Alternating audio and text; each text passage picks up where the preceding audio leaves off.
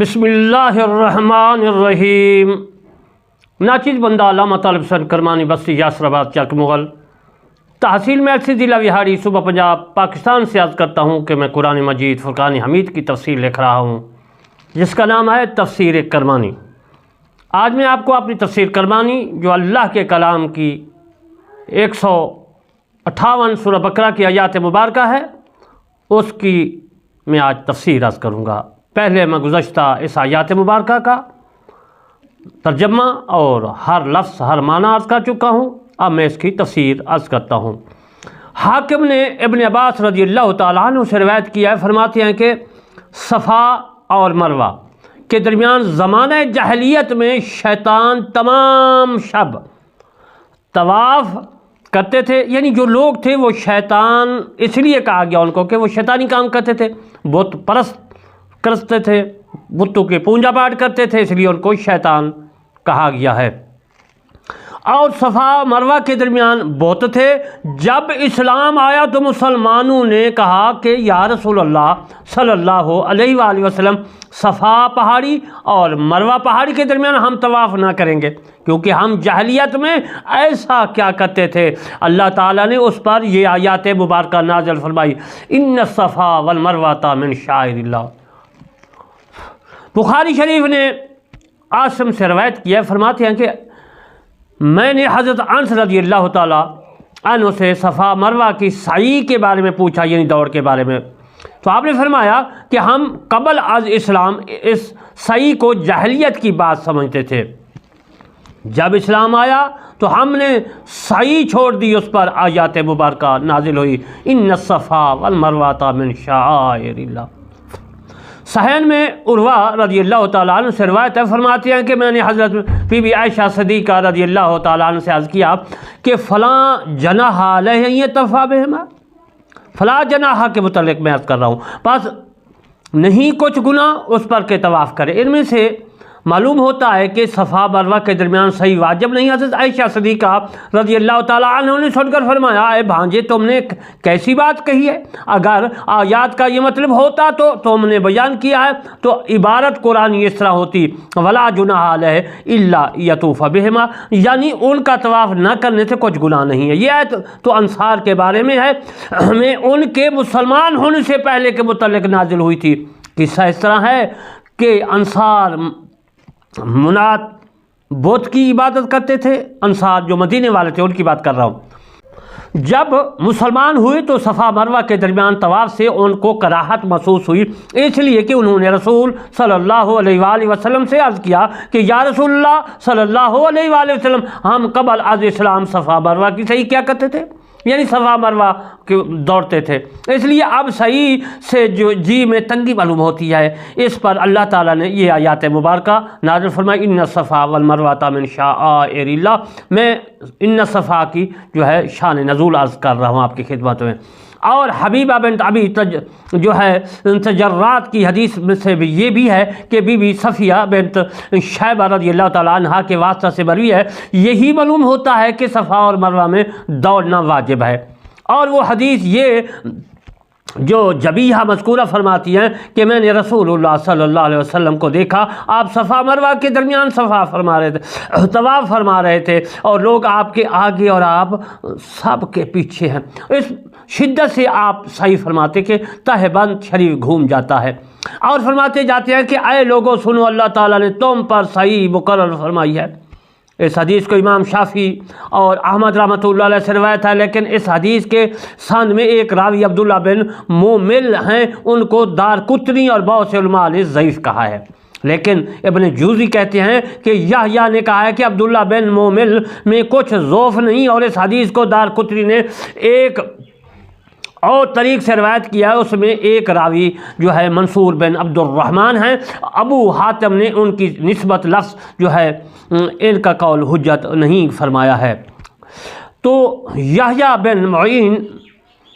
نے سکہ کہا ہے اور ذہبی نے سکہ مشہور اور رجال مسلم سے بیان کیا ہے۔ حافظ ابن حجر نے کہا ہے کہ طبرانی کے نزدیک اس حدیث کی جو ہے ابن عباس رضی اللہ تعالیٰ عنہ سے اور سند میں جب پہلے سند کے ساتھ جمع کی جاتی ہے تو فائدہ قوت کا دیتی ہے۔ حضرت ابو موسیٰ اشعری رضی اللہ تعالیٰ عنہ سے روایت فرماتے ہیں کہ رسول اللہ صلی اللہ علیہ وآلہ وسلم نے مجھ سے فرمایا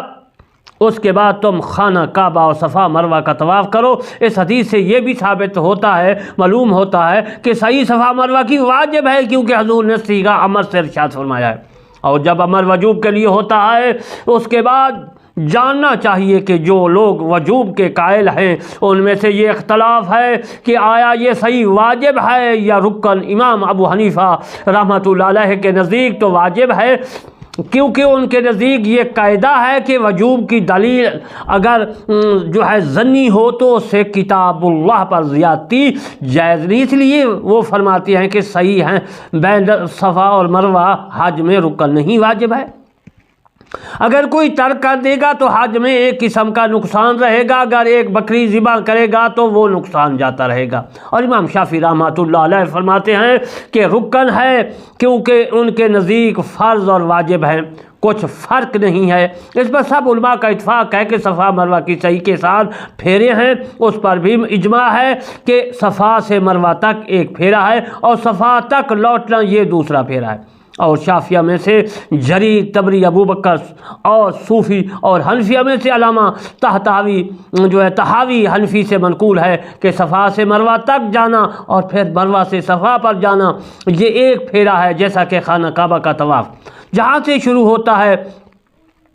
اسی مقام پر ختم ہوتا ہے، اور بعض نے کہا کہ ہر پھیرا صفا سے شروع ہونا چاہیے۔ تو ان کے نزدیک صفا سے مروہ تک ایک پھیرا ہوا اور پھر مروہ سے صفا لوٹنا یہ دوسرے پھیرے کے لیے ہے، اور یہ خود دوسرا پھیرا نہیں ہے۔ ہماری دلیل حضرت جابر رضی اللہ تعالیٰ عنہ کی حدیث ہے، اس میں یہ مضمون موجود ہے کہ رسول اللہ صلی اللہ علیہ وآلہ وسلم نے آخری پھیرا مروہ پر کیا۔ الگ اور نیز جمہور علماء کا عمل ہماری کافی دلیل ہے، اور علماء نے اس پر بھی اجماع کیا ہے کہ صحیح کے چند شرائط ہیں۔ ایک تو ترتیب ہے، اور وہ یہ ہے کہ صحیح صفا سے شروع کی جائے اور مروہ پر ختم کر دی جائے۔ اور بعض نے جو کہا ہے کہ امام ابو حنیفہ رحمۃ اللہ علیہ کے نزدیک یہ ترتیب شرط نہیں، تو انہوں نے غلطی کی ہے۔ دلیل اس ترتیب سے رسول اللہ صلی اللہ علیہ وسلم کا اس پر مداومت کرنا ہے۔ حضرت جابر رضی اللہ تعالیٰ عنہ کی حدیث میں آیا ہے کہ آپ نے فرمایا کہ صحیح میں بھی اسی شے سے ابتدا کرنا ہوں جس پر اللہ تعالیٰ نے اول ذکر فرمایا ہے۔ یہ کہہ کر آپ صفا پر تشریف لے گئے۔ اس حدیث کو مسلم اور امام احمد، امام مالک، ترمذی، ابن ماجہ اور ابن حبان، نسائی نے روایت کیا ہے، اور دارقطنی نے اس حدیث کو بصیغہ امر روایت کیا ہے، اور ابن حزم نے ان کو صحیح قرار دیا ہے۔ تو اگر صحیح صیغہ امر کی روایت پایا ثبوت کو پہنچ جائے تب اس سے صاف طور سے وجوب معلوم ہوتا ہے، اور اگر اس کے ثبوت میں کچھ کلام کیا جائے تب بھی اس سے وجوب جو ہے مستفاد ہو سکتا ہے، کیونکہ آپ نے فرمایا ہے کہ لوگوں حج کے طریقے مجھ سے لے لو، سیکھ لو، اور شاید اس حج کے بعد میں حج نہ کروں۔ اور ظاہر ہے کہ حضور صلی اللہ علیہ وسلم نے صفا سے صحیح شروع کی ہے، اور ایک شرط یہ ہے کہ یہ صحیح ایک نہ ایک طواف کے بعد ہونی چاہیے، طواف قدوم کے بعد ہو یا طواف زیارت ہے کہ لیکن طواف اور صحیح کے درمیان وقوف عرفہ فاصل جو ہے نہ ہو۔ اب اگر کسی نے طواف قدوم سے پہلے صحیح کر لی تو کسی کے نزدیک یہ معتبر نہیں، لیکن عبدالرزاق عطا سے روایت کرتے فرماتے ہیں کہ عطا کہتے ہیں اگر صحیح کے بعد طواف کرے تو جائز ہے، اور دلیل اس کی اسامہ بن شریک کی حدیث ہے جس کا مضمون یہ ہے کہ حضور صلی اللہ علیہ وسلم سے کسی نے سوال کیا کہ یا رسول اللہ صلی اللہ علیہ وسلم میں نے طواف سے پہلے صحیح کر لی، آپ صلی اللہ علیہ وسلم نے فرمایا کچھ حرج نہیں۔ ہماری طرف سے وجوب اس کا یہ ہے کہ امت نے اس حدیث پر عمل ترک کر دیا، اس لیے یہ شاذ ہے، اور نیز ہماری دلیل یہ ہے کہ صحیح خلاف قیاس عبادت ہے، تو جس کیفیت و طریقہ سے شروع کی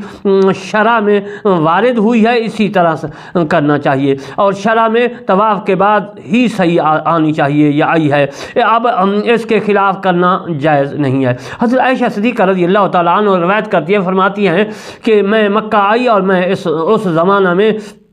حیضہ تھی، اس لیے میں نے خانہ کعبہ کا طواف کیا اور نہ صفا مروہ میں سعی کی، اور میں نے رسول اللہ صلی اللہ علیہ وسلم سے اپنا حال عرض کیا تو آپ نے فرمایا تم تو سوائے خانہ کعبہ کے طواف کے اور سب کام ایسے ہی کرو جیسے حاجی کرتے ہیں۔ اس حدیث کو بخاری، مسلم اور ترمذی، بخاری وغیرہ نے لکھا ہے بڑے انداز سے، اور انشاءاللہ بقیہ مسائل میں انداز کروں گا۔ وما علینا الا البلاغ المبین۔